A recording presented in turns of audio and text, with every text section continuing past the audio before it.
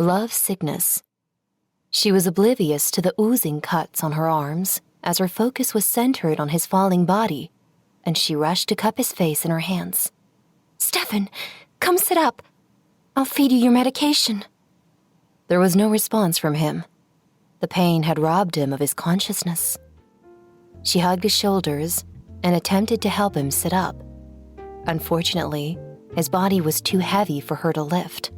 She looked frustratingly at the tablets in her hand, and then at the man's face, which was contorted with pain.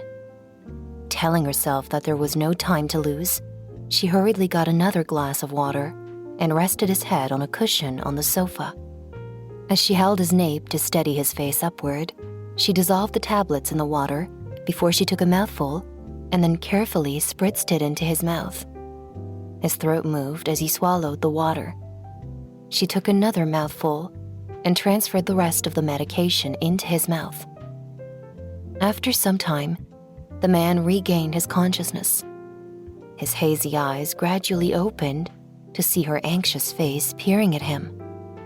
He opened his mouth to speak, but no words would come forth. "Are you able to sit up?"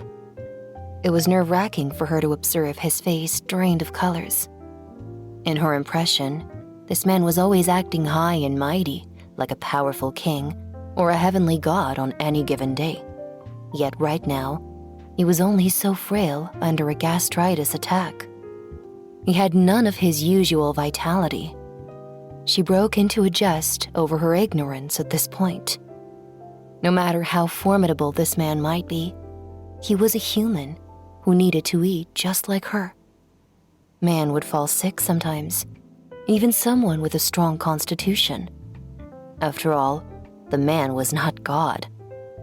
Did this happen because he had no breakfast when he woke up? For some reason, she blamed herself for that.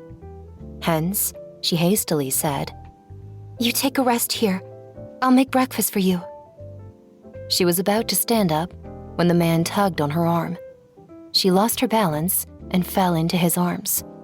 "What are you doing?"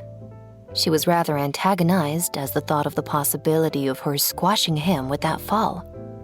With his eyes revealing a hint of ominous tease, his one palm cradled the back of her neck, while the other slowly caressed her lips. "Where are you going?"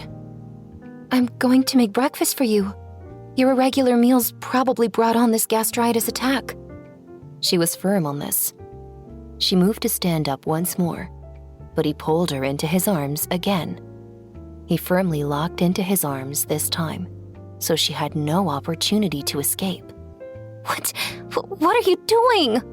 she hissed indignantly. She frowned. Her petulant tone sounded slightly annoyed. Her eyes divulged her helplessness and exasperation, which the man took the chance to admire at close range. He bowed his head and observed her petulance fully.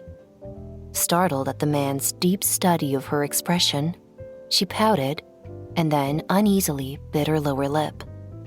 Her little action was coquettish and tempting for him. The way she bit her lip was so adorable, his stiff body, induced by the illness, started to heat up. Thus, he simply replied, "I don't want breakfast. I want to eat you." When she heard that, her face went stiff. She then replied gloomily, "Hey, I really lost to you. Your gastric pain flared up, yet you still dared to misbehave?" "I'm not only in gastric pain, I'm also in lovesickness. Don't you know that? How long had it been since I last touched you?" He could not remember the last time he did.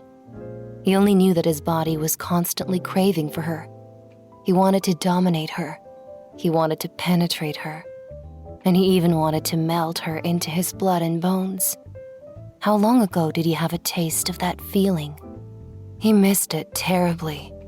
He missed it so much that despite suffering from gastric pain, his innate desire lay in wait all this time. Just like a boy in his adolescence, after taking the first bite of the forbidden fruit, he wanted another bite. Monica was vexed. "Stefan, are you this shameless? Your body is already like this, yet..." Halfway through, she stopped speaking. She could not continue at all, as she felt absolute embarrassment. As a shy blush appeared on her fair face, she lowered her gaze. If she could, she would dig a hole on the floor and bury her burning face into it right this instant. When he saw the shyness on her face, he found the sight to be rather interesting and a little amusing. He prided himself as a man who did not succumb to his libido. Unlike those playboys, he could keep himself from women to the extent of developing a fetish for cleanliness. Alas, this woman just had to be a harbinger of calamity for being a natural femme fatale. She had the innate ability to ensnare any man from all walks of life. He looped his arm around her neck at once and pulled her face closer to his. His smoldering eyes slowly observed her features for a while before he let his face sink into her hair, sniffing the fresh and enchanting fragrance between the strands without care. At the same time, because of his suppression, his body became so tight it was a little sore. The man slowly opened his fierce eyes, and meeting with her breathtaking appearance once more, he suddenly asked, You think going to bed with me is something embarrassing? Her face was slightly heated, but she did not utter a word. She appeared to be declining to comment.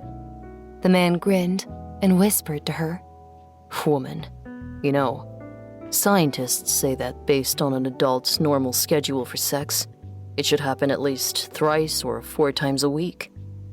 Huh? At his impromptu speech, she had no time to react at all. Soon after, it triggered the man to push forward with the interrogation. Think about it. How long has it been since I've touched you? Should I repress an ordinary request too? Somehow, she was at a loss for words. He spoke with much aplomb she was unable to counter. Still, she kept feeling that his logic was somewhat flawed. He held a strand of her beautiful hair, twisting and fondling it between his fingers, and spoke disarmingly. I only have one woman. You. If I have needs and you forbid me to touch you, who do I touch then? Moreover, you're a woman and I'm a man. Do these intimacies appear to be embarrassing to you? She gave it a thought and suddenly flushed with rage. You clearly have a fiancé. For some reason, something appeared on the man's handsome yet sunken face. His phoenix eyes slightly squinted with a somewhat profound look. This was what she was concerned about? Should he say that she was just feeling jealous?